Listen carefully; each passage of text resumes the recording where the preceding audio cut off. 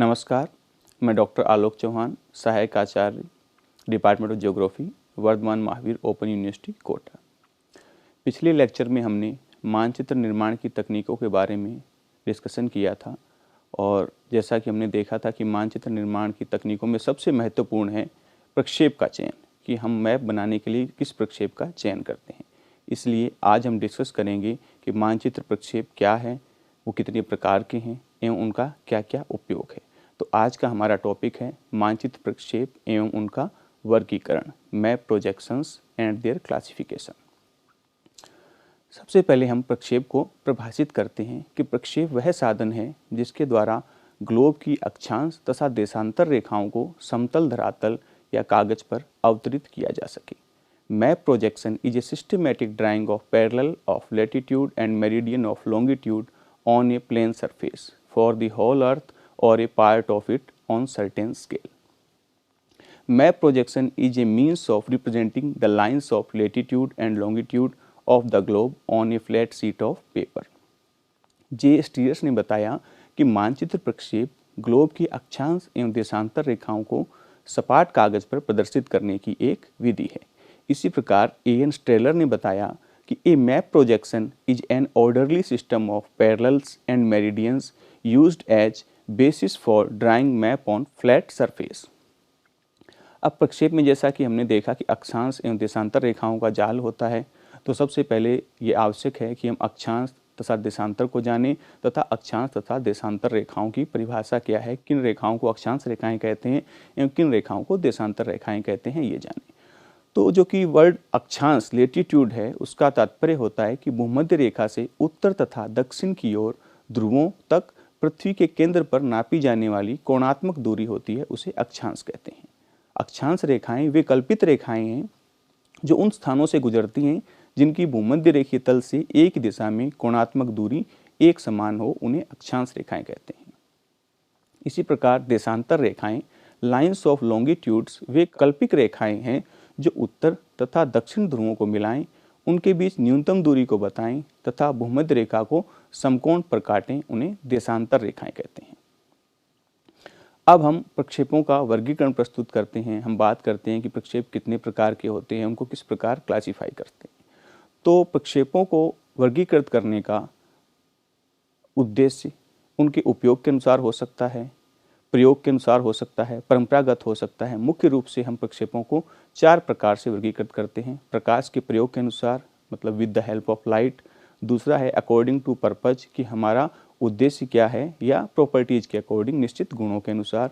तीसरा है according to construction, यानी रचना विधि के अनुसार। और चौथा है परंपरागत रूप से हम प्रक्षेपों का वर्गीकरण करते हैं। अब सबसे प्रथम है प्रकाश के प्रयोग के अनुसार प्रक्षेप 2 प्रकार के होते हैं। नॉन पर्सपेक्टिव यानी कि असंदर्श प्रक्षेप, एवं दूसरा है पर्सपेक्टिव और जियोमेट्रिकल, जिसको हम संदर्श प्रक्षेप भी कहते हैं। नॉन पर्सपेक्टिव प्रक्षेप में अक्षांश व देशांतर रेखाओं की रचना प्रकाश की सहायता की अपेक्षा गणित द्वारा की जाती है। अधिकतर इन प्रक्षेपों में ग्लोब के किसी न किसी गुण को शुद्ध रखा जाता है, इसलिए इनका उपयोग अधिक होता है। वे प्रक्षेप जिनमें ग्लोब के अक्षांश और देशांतर रेखाओं के जाल को किसी द्युतिमान इल्यूमिनस बिंदु से प्रकाश की सहायता से प्रसारित करके समतल कागज या तल पर उतारा जाता है, उन्हें अनानुदृष्टि प्रक्षेप कहते हैं। इस क्रिया में प्रकाश की स्थिति किन्हीं भी 3 स्थानों पर हो सकती है, और ये 3 स्थान हैं। प्रथम, जब प्रकाश पृथ्वी यानी ग्लोब के केंद्र पर स्थित हो तो उसे नोमोनिक प्रक्षेप कहते हैं, जैसा कि चित्र 1 में दिखाया गया है। दूसरा है प्रकाश है वो पृथ्वी या ग्लोब के व्यास के एक सिरे पर रखने से स्टीरियोग्राफिक प्रक्षेप बनते हैं, जैसा कि चित्र संख्या 2 में प्रदर्शित किया गया है।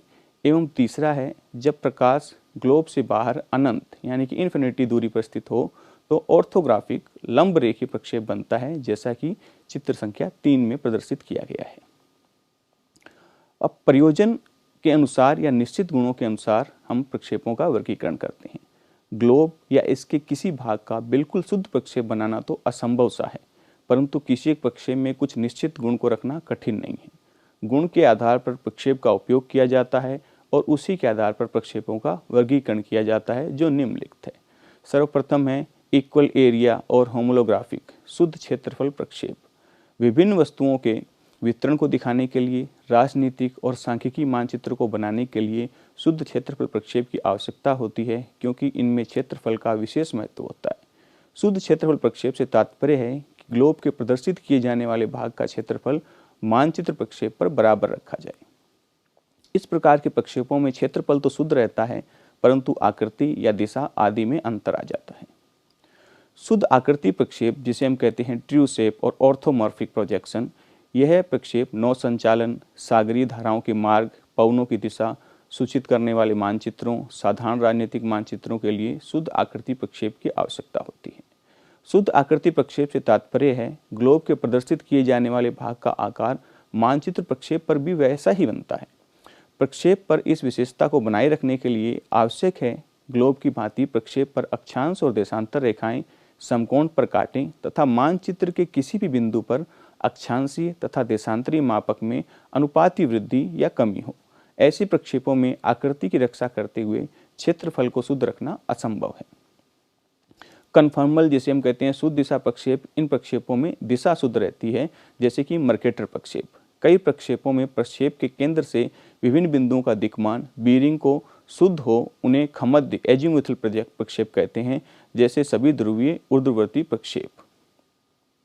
शुद्ध दूरी प्रक्षेप, ट्रू डिस्टेंस, सड़क, रेल, यातायात, नदियों के विस्तार को दिखाने के लिए शुद्ध दूरी प्रक्षेपों की आवश्यकता होती है। शुद्ध दूरी प्रक्षेप से तात्पर्य है ग्लोब पर प्रदर्शित दो स्थानों के मध्य की दूरी प्रक्षेप पर भी समान दिखाई जाए।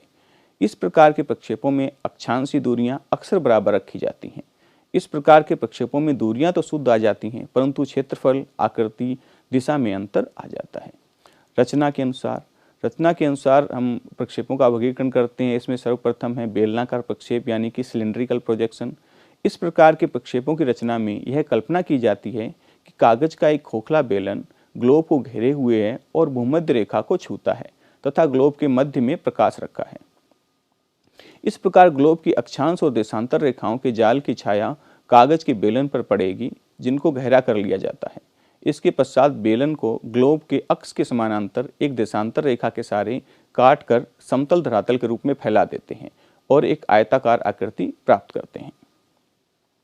बेलनाकार प्रक्षेप वैसे तो कई प्रकार के होते हैं, परंतु अपने अध्ययन के लिए हम निम्न प्रकार के बेलनाकार प्रक्षेपों का वर्णन करते हैं। सिंपल सिलेंड्रिकल प्रोजेक्शन, यानी कि साधारण बेलनाकार प्रक्षेप, सिलेंड्रिकल इक्वल एरिया और ट्रू शेप और ऑर्थोमॉर्फिक सिलेंड्रिकल और मर्केटर प्रोजेक्शन। बेलनाकार प्रक्षेपों की कुछ विशेषताएं हैं जो इस प्रकार हैं। इनमें अक्षांश रेखाएं सीधी लेटी हुई, सरल, भूमध्य रेखा के बराबर और समानांतर होती हैं। 90 डिग्री अक्षांश रेखा जो ग्लोब पर बिंदु होती है, प्रक्षेप पर भूमध्य रेखा के बराबर होती है। अक्षांश रेखाओं की पारस्परिक दूरी प्रक्षेप के अनुसार बदलती रहती है। बेलनाकार प्रक्षेपों में देशांतर रेखाएं खड़ी हुई, सीधी, सरल, समान लंबाई की, एक दूसरे के समानांतर तथा बराबर दूरी पर होती हैं। जैसे ग्लोब पर देशांतर रेखाएं एक बिंदु पर आकर मिलती हैं, प्रक्षेप पर नहीं मिलती हैं। अक्षांश और देशांतर रेखाएं परस्पर समकोण पर काटती हैं। पूर्ण प्रक्षेप की आकृति एक आयत जैसी होती है। बेलनाकार प्रक्षेपों का प्रयोग भूमध्य रेखी यानी कि इक्वेटोरियल क्षेत्रों को दिखाने के लिए किया जाता है।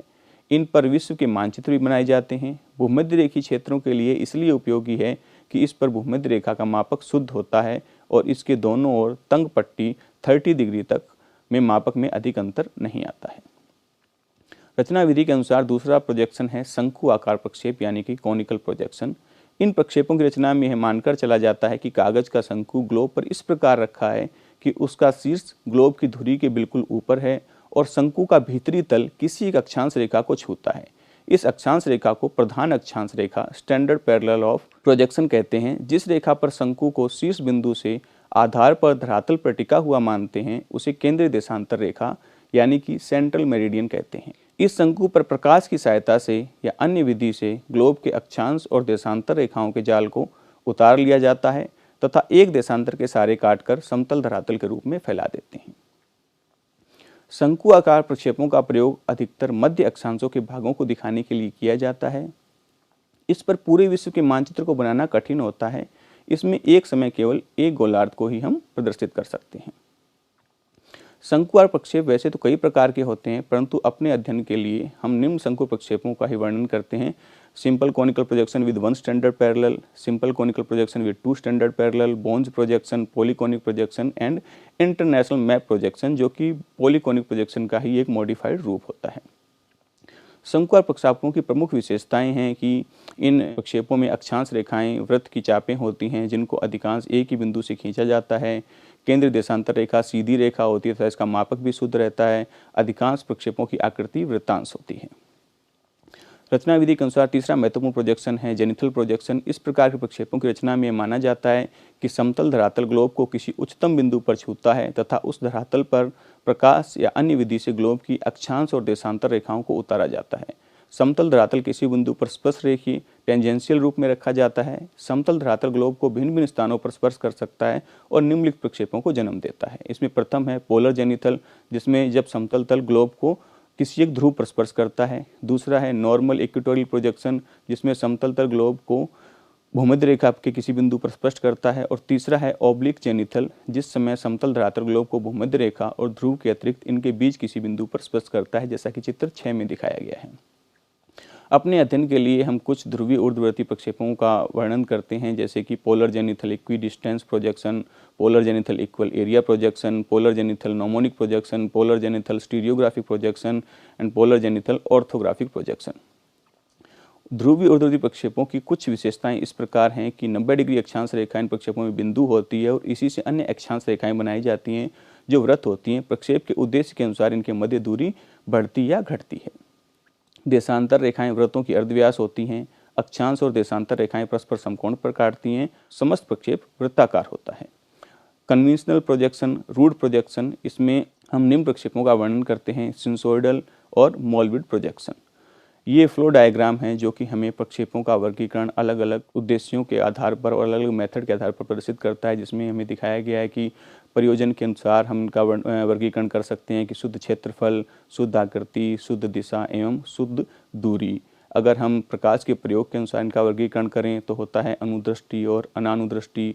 अनुदृष्टि में भी फिर इसका वर्गीकरण आगे कर सकते हैं कि प्रकाश की स्थिति के अनुसार ये नोमोनिक हो सकता है, स्टीरियोग्राफिक हो सकता है या ऑर्थोग्राफिक हो सकता है। रचना विधि के अनुसार हम इसको कॉनिकल, सिलेंड्रिकल, जेनिथल में वर्गीकृत कर सकते हैं।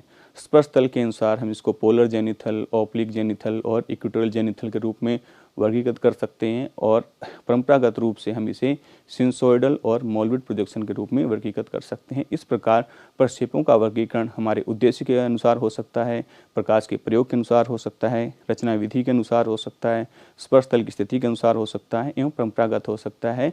ये मानचित्र निर्माण करने वाले व्यक्ति या मानचित्रकार के ऊपर निर्भर करता है कि उसे किस उद्देश्य के लिए मानचित्र बनाने की आवश्यकता है। अपने उद्देश्य एवं उपलब्ध आंकड़ों के अनुसार वह प्रक्षेप का चयन करता है ताकि भौगोलिक आंकड़ों का कार्टोग्राफिक निरूपण अत्यंत उत्कृष्ट रूप से हो सके, जिससे वह भौगोलिक क्षेत्र में मैप काफ़ी अपना योगदान दे सके। धन्यवाद।